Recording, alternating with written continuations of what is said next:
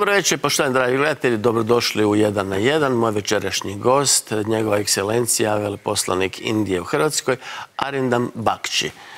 Dobro večer i dobrodošli. Well, thank you very much for inviting me here. Danas je u Hrvatsku stigao i predsjednik Indije, Nath Kovind, i naravno da sam tom prigodom iskoristio šansu i pozvao veleposlanika Indije u naš studio, pa ćemo razgovarati sa njegovom ekselencijom, naravno ponajprije o odnosima Indije i Hrvatske, a onda o svemu ostalome što slijedi.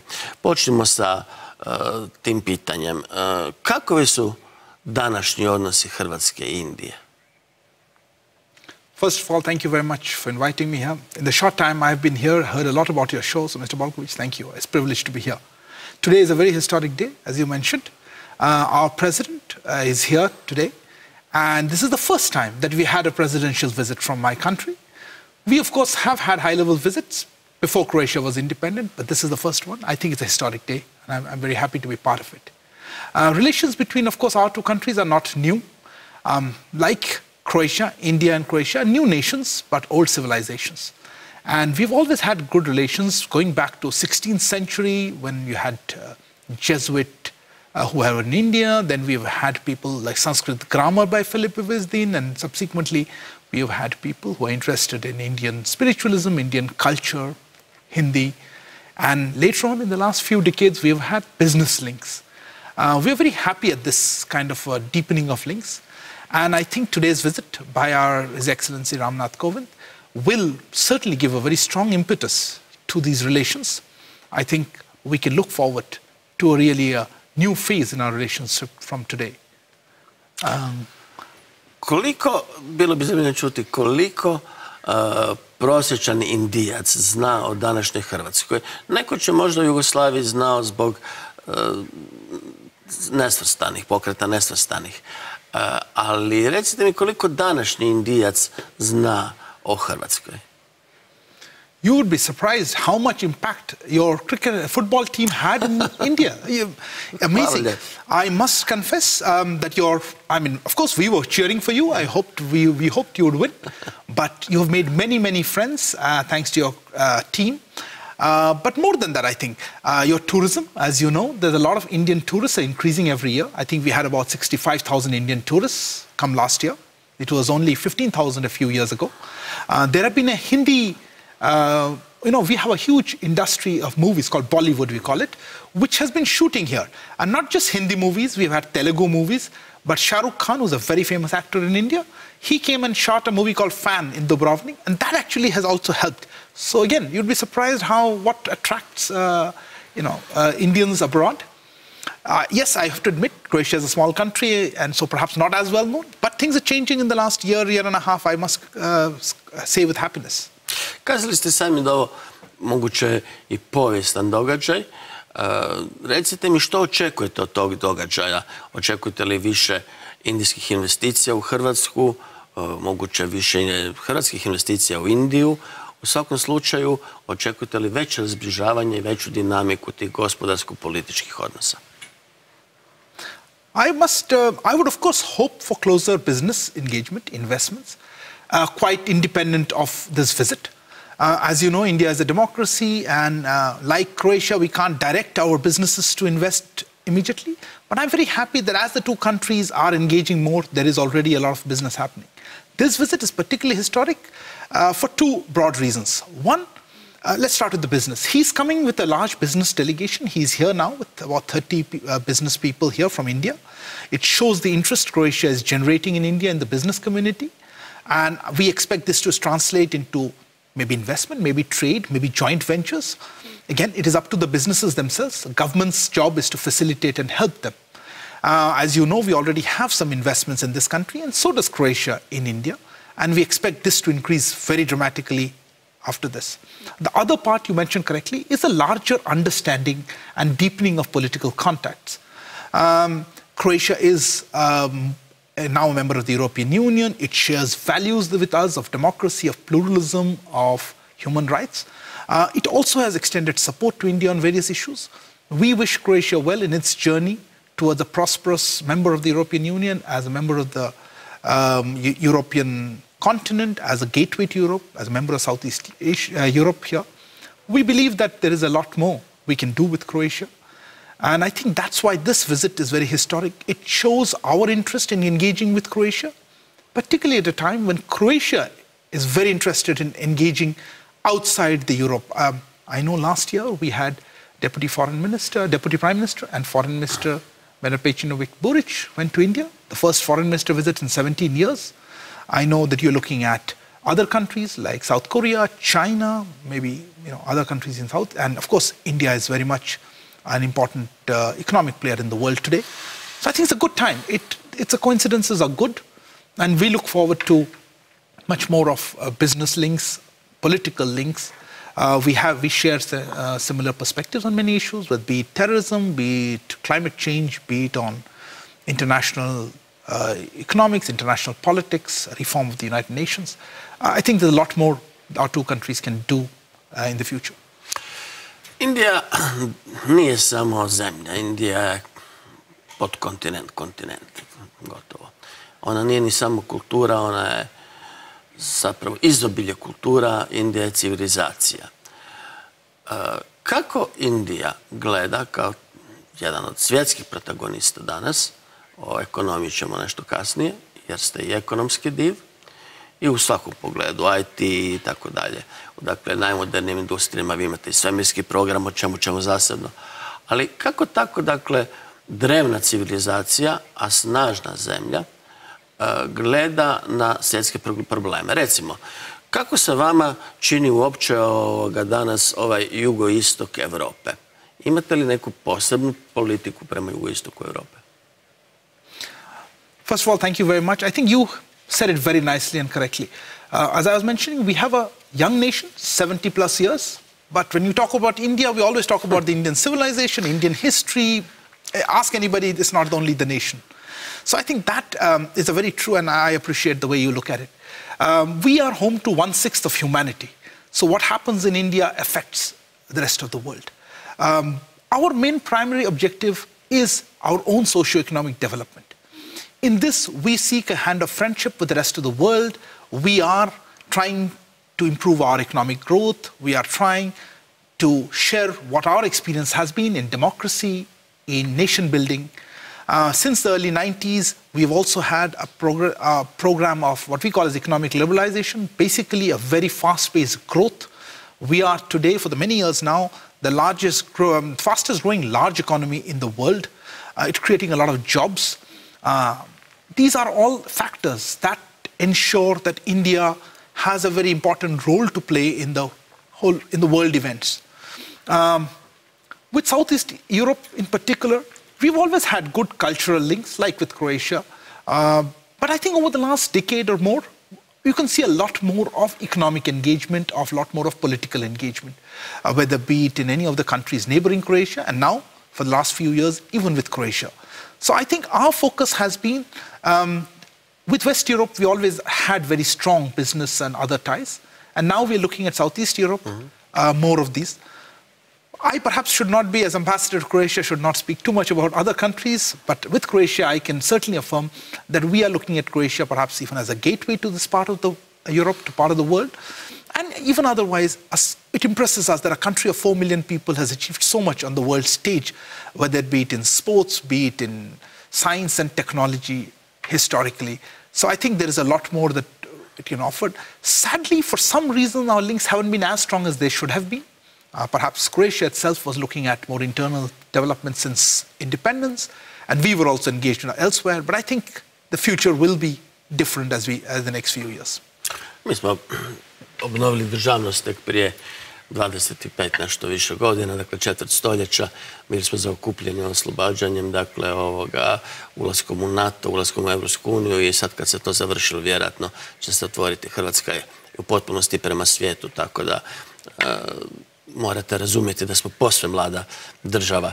Utoliko vjerojatno nismo do sada dovoljno pažnje posvetili Indiji, ali iskoristite vi ovaj trenutak pa nam objasnite što je Indija danas. Ja sam uvodno kazao, imam tu možda malu privilegiju da sam tijekom svojih studija ponešto studirao u Indiji i znam Indiju od Veda i Upanišada na ovamo, ali prosječan gledatelj ne zna što je Indija, zna možda iz perioda, kažem, Tita, Gandija, pokreta nesvrstanih i tako dalje, no ovaj današnji trenutak, razvitak Indije koji je kulminirao u vašem svemirskom programu IT industriji, u tome, je manje više nepoznat iznutra, iako nešto o njemu znamo.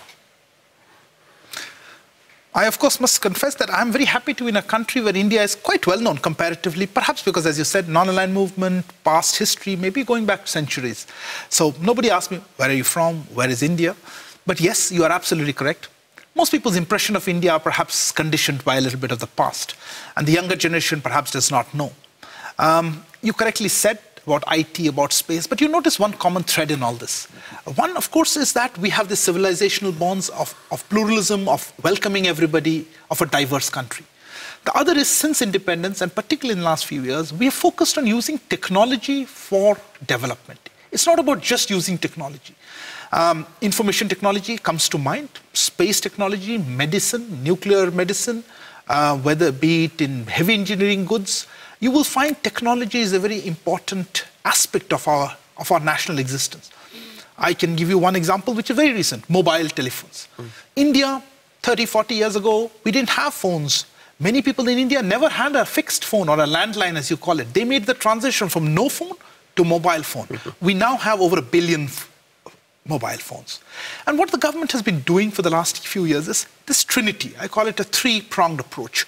We have mobile phones. We have, to help poor people, low frills, no frills, low-cost accounts, bank accounts, as well as link it up all with the individual identity. We call it Aadhaar. Aadhaar is a unique identity number, biometric-based. Again, over 1 billion people now have it. These three effectively ensure that you can send benefits, direct transfer of benefits like subsidies or help to poor people directly to their account. There is no leakage or middlemen in the system. It has worked wonders.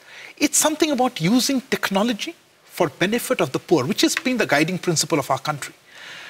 Space technology you mentioned, it's not to just say, I can launch a spacecraft. All through our objective has been, how does it help the common man? So our space research has been of what we call as resource mapping, whether there's a floods, whether there is good crop happening, whether we can find out climate data. Those are the kind of things that we are focusing on. Low cost, frugal engineering. We were one of the very few countries that have launched, the only country I think, who've launched a Mars mission on their first attempt. It was a successful first time. We have planted a flag on the moon. We are now planning a space manned mission in 2022, on the 75th anniversary of our independence. Why are we doing this? Not to show that we can send people to moon, no. There are technologies that you gain which are used elsewhere. And we try to do it at the lowest cost. We can now design our satellites, launch them ourselves. We partner with Europe for very heavy satellites, but more and more we are also picking up those technologies. So people sometimes don't realize the kind of technology. Or let's take medicine.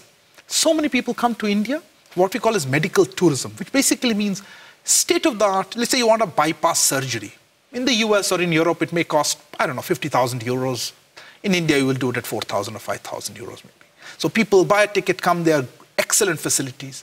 We have that. You have the latest technology in nuclear medicine or in resource imaging. So you'd be surprised at the kind of technology that is available.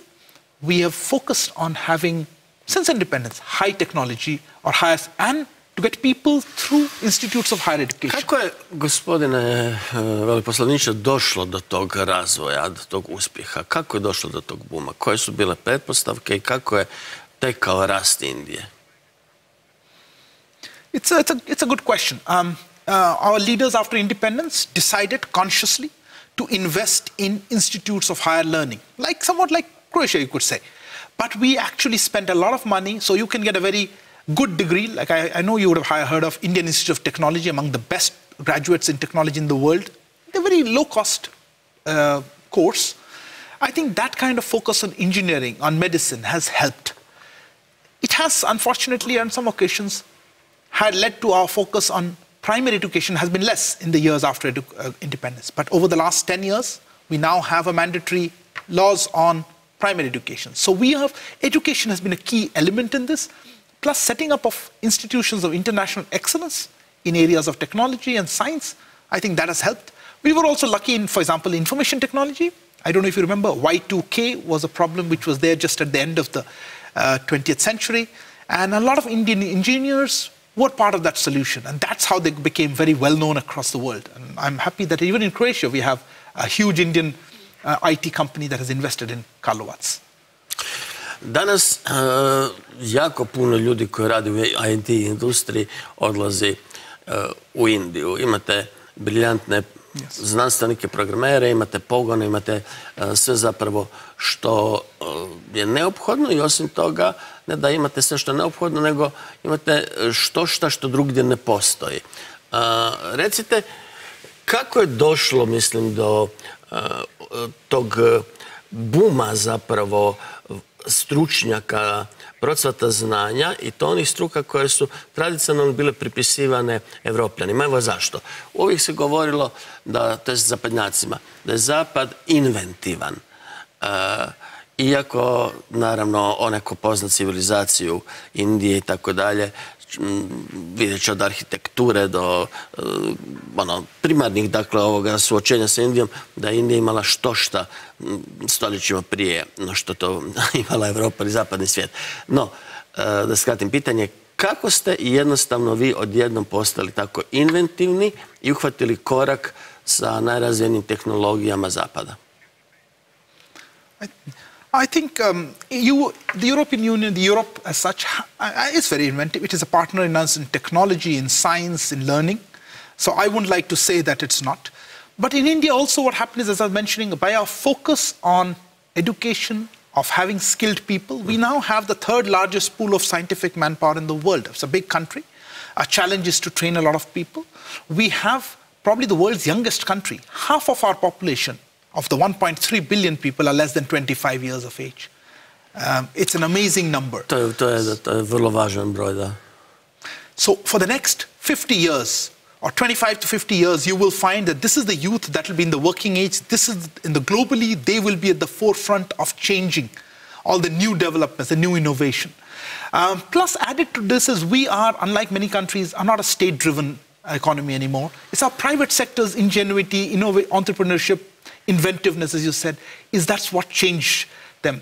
They have competed globally, they've competed within the country, which is itself difficult, and then globally, and they've done well. And of course, government has helped by having the right policies, incentives, as well as the structure, fiscal and regulatory structures to assist. But finally, it's about individuals that make it. People set up their own companies. Many of them, I don't know if you, in the US, Hotmail was one of the early email companies. And it's owned by an Indian who, in fact, sold it off later on to Microsoft.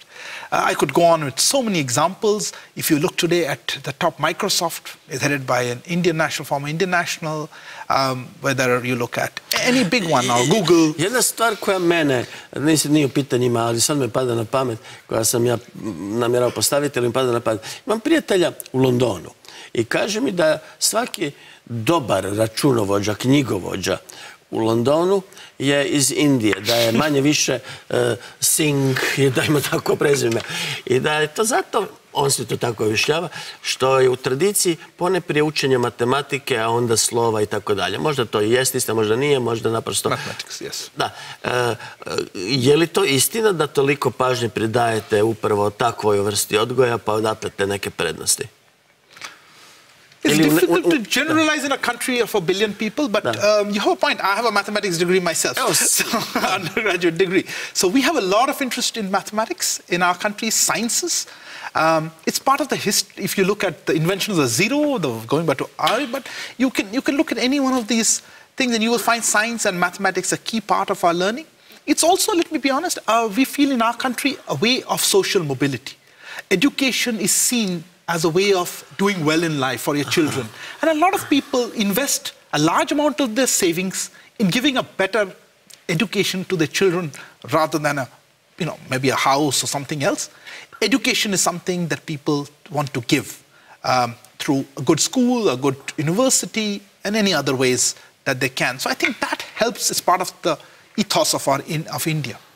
Indija je kontinent ili ako hoćete da se zadržimo na tome, zemlja velikih raspona, ali velikih nejednakosti. Od, eto, ambicije da se ode na Mars, pa do ljudi koji u ogromnim brojevima žive na ulici ili su potpuno lišeni imovine i žive u siromaštvu, budemo pošteni. Kako pomiriti jednostavno te raspone, kako smanjiti tu nejednakost? Absolutely. I think first and foremost, we as Indians accept that India is still a country that is developing. A large part of our people are poor. And our main focus, actually, is on socio-economic development of our country. So we have no larger grand plans. It's socio-economic development of our country. But it's impossible to have everybody grow at the same time. And I'm very happy that the last 20, 30 years that we have had a lot of growth, which is now helping fund social schemes. So the government has done a lot of social schemes that will help people who are more disadvantaged parts of society. I mentioned about the Jan Dhan accounts, which are the low-cost accounts, getting the financial inclusion, getting the education, training. I talked about these people who are less than 25 years of age. One of our biggest challenges is to make sure they get the right kind of education and training so that they can be contributing to our growth and the global growth in the years to come. And that's a big challenge. We have always tried to focus on social policies that help the most disadvantaged. In fact, perhaps too many policies in the past, but now we are streamlining them and using technology to really help them. So that's a very important part. And I fully agree. We are not a developed country, and it will take some time. But I must also confess that because of our fast growth over the last 15, 20 years, and particularly the last 5 years, number of poor people in India has dropped sharply. And the latest data are quite staggering. And we hope that in the next 5, 10 years, as we go ahead, we will be able to eradicate extreme poverty and then focus on how to make our country a richer, more prosperous country. To žarko želim. Ono što također fascinira je činjenica da Indija na toliki broj stanovnika, tolike različite kulture, vjere, različite su u svakom smislu, jest demokracija. Kako jednostavno vi ocjenjujete tu indijsku demokraciju i kad je riječ o Indiji, još jedna stvar zanimljiva, jeste li vi zadovoljni osobno stanjem ljudskih prava? Recimo, do nas Evropljana ovdje često dolaze te slike ili priče o položaju žena ili nevoljkosti obitelji da imaju žensko dijete i onda nastaju problemi. Da sad ne zlorabimo ovu situaciju da ste ovdje, pa govorim o ružnim primjerima. Kako se rješavaju u demokraciji tih raspona takovi problemi? Let me make three different points here. One, perhaps I shouldn't be the one rating our democracy, the world should. We are the world's largest democracy. In fact, today, as I speak, our election process is on. It takes 4 to 6 weeks. We'll have a new elections. This is the largest election exercise in the world. We have nearly 900 million voters. And this is an amazing exercise. So we're very proud of our democracy. We think that democracy is what separates India from many, many other people. Our success in able to preserve, nurture, and strengthen democracy. It is the reason why this diversity, you said, sticks together. Because if anybody has a grievance, we believe that democracy gives them a right. You set up your own party, you fund a party, you do what you like. You have the chance to what we call as an exhaust valve. In English it's sometimes called, which allows people to vent their grievances without having to take to violence. If you look around in the world, there have been many people who've taken to extremist violence, and the people from India are very few in that. I think democracy is a key element. But does democracy automatically resolve everything? No. And you raised a very valid point about human rights. I would say about gender equality. India was one of the few countries, even at the time in 1947, which gave rights to all women to vote, for example. I wish I had my wife or somebody from the family to explain how a woman sees it, because two men discussing women's issues is perhaps not the best situation. Sometimes abroad it's a wrong perspective. I think women in India are at the forefront of everything. We have had a woman president, a woman prime minister, women chief ministers. Does that mean that a poor woman sometimes doesn't get victimized? No, it does. And I think the fact that they can come out, the fact that you sitting in Croatia has heard of it, is because of our free and vibrant press and the democracy. It will take. Societal changes take time. We are hopeful, we are confident that this is the right way. Today's India is very different from the 70 years ago. Young women are there participating in all forms of life. But social changes take time. By law, there is no discrimination. Society in itself does not discriminate. But we've had problems of changing, transformation from an agrarian poor country to a developed country has created societal changes. But even then, I would like to tell your Croatian viewers, I've been asked a few times, is it dangerous for a woman to visit India? My only answer is ask a woman who's visited India. I just met a professor of chemistry here at the University of Zagreb, and she was saying she's lived in India for 4 months, had a really good time, and not once she felt scared. So it's sometimes a bad example. One-off case sometimes tends to have a wrong impression.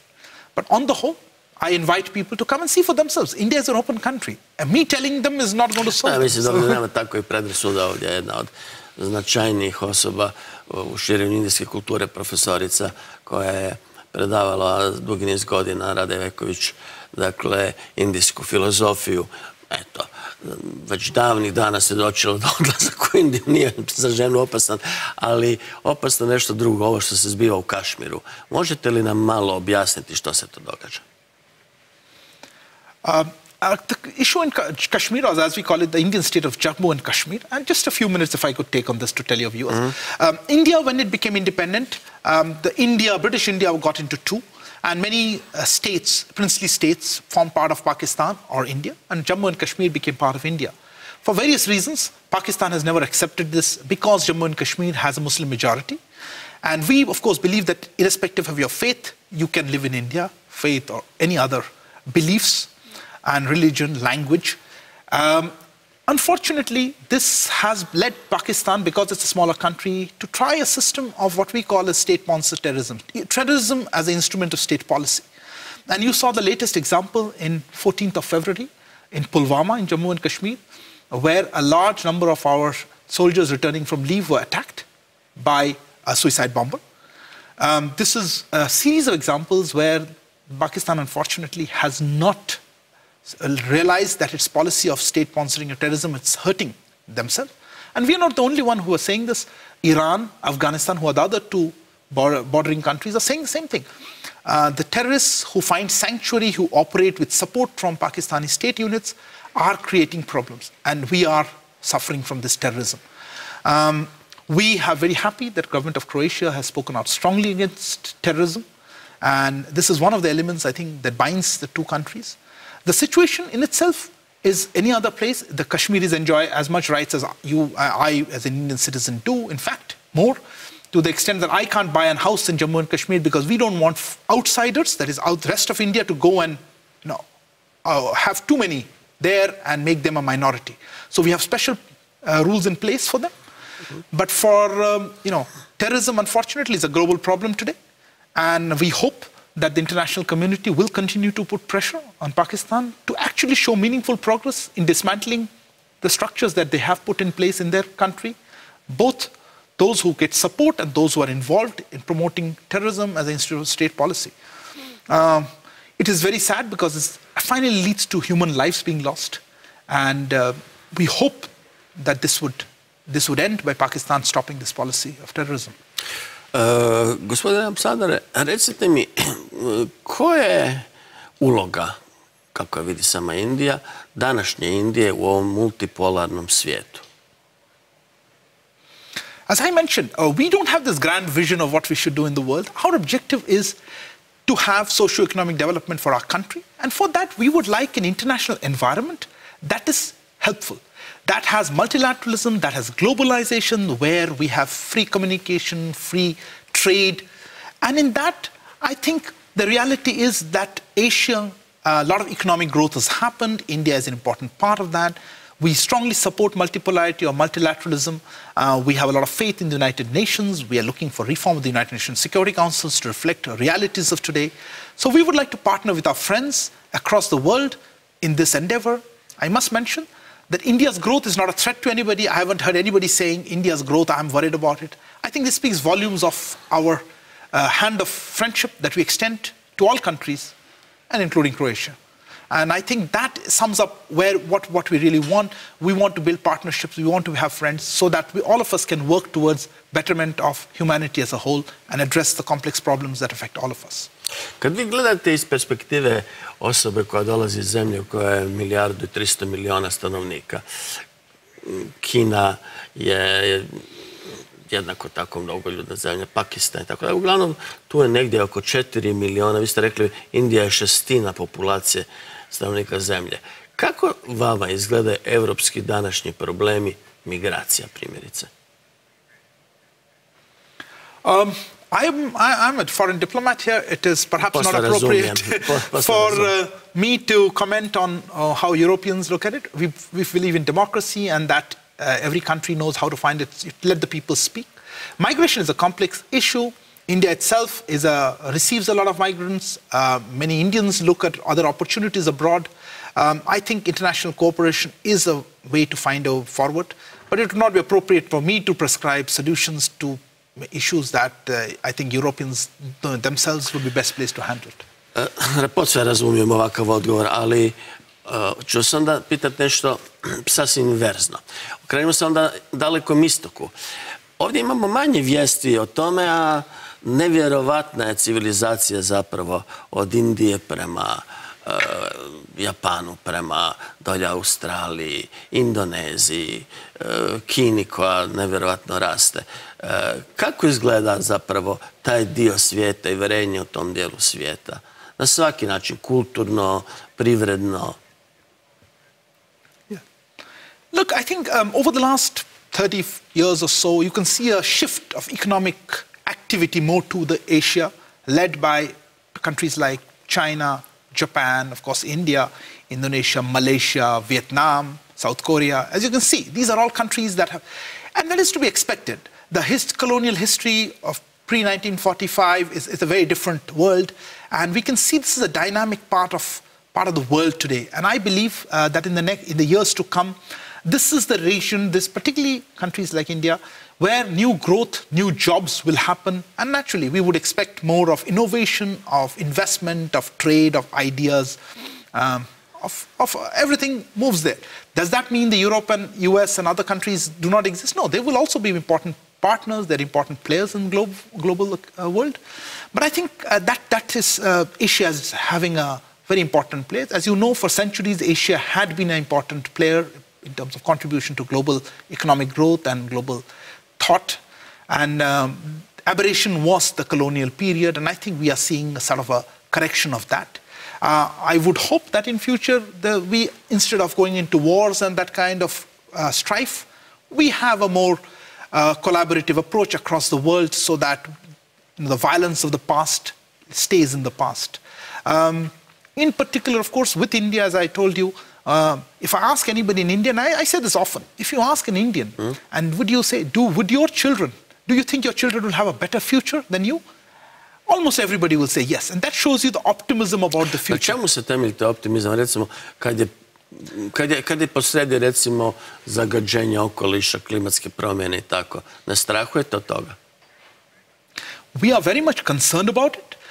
We think this is something that the world needs to come together instead of trying to say our economies are going to get affected by it. India, for example, requires a lot of energy for its development, which is natural. Energy is a key element of its development. Yet we have been very, very active in trying to partner with other countries. For example, we have something called the International Solar Alliance. We have a target of 100 gigawatts of solar energy in the next 3-4 years. We have been trying to promote wind energy. We've been trying to promote, for us, nuclear power. We have been trying to use our hydropower. India has always believed in its own system that we must care for the environment. It's a part of our ethos. And climate change has largely been industrial, a byproduct of the Industrial Revolution. And I think many of the countries that have been part of it need to come together instead of pointing fingers. And I think we are extremely concerned about it, and we are trying to take proactive steps. But it shouldn't be at a cost of freezing in today's economic inequalities. And that is all that we ask. We are partners, active, proactive in trying to find a solution to climate change. And I know a few days ago you had these young students from across the world say, And I think this is something that is one of the largest challenges in the years to come for our humanity as a whole. U Lisinskom je 25. veljače otvoren festival Indije i trači cijelu godinu dana. Koji su ciljevi tog festivala? As you mentioned, both was agreed, India and Croatia are well known to each other, but this is the first time we are having a formal festival of India. What we are trying to do is to bring you various facets of India over the whole year. We had classical music, instrumental, then we had a dance, we'll probably have films, we'll have food, there is Gandhi's exhibition, there is...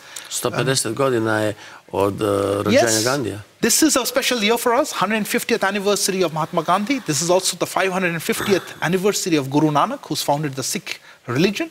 So we will see different facets of India, whether it be costumes, food, culture, language, film, and to bring to Croatians parts of India they may not have seen. India, when somebody says, what Indian culture? It's not one culture. We are a variety and a diversity. And our objective would be to try to bring different facets of India from different parts of India. And I hope Croatians come and participate in it, and that would make it a real success for us. Vratimo se na čas, još sad smo tu pri kraju emisije, posjeti vašeg predsjednika. Za što bi moguće, dva pitanja ću postaviti. Prvo se tiče interesa Indije spram Hrvatske, drugo je interes Hrvatske spram Indije. Za što bi posebno bila, recimo, zainteresirana u privredi, u ekonomiji, gospodarstvu Indija u Hrvatskoj? Koji su, recimo, vaši interesi, za što ste izrazili nekako znati želju? I think we let the private sector lead it.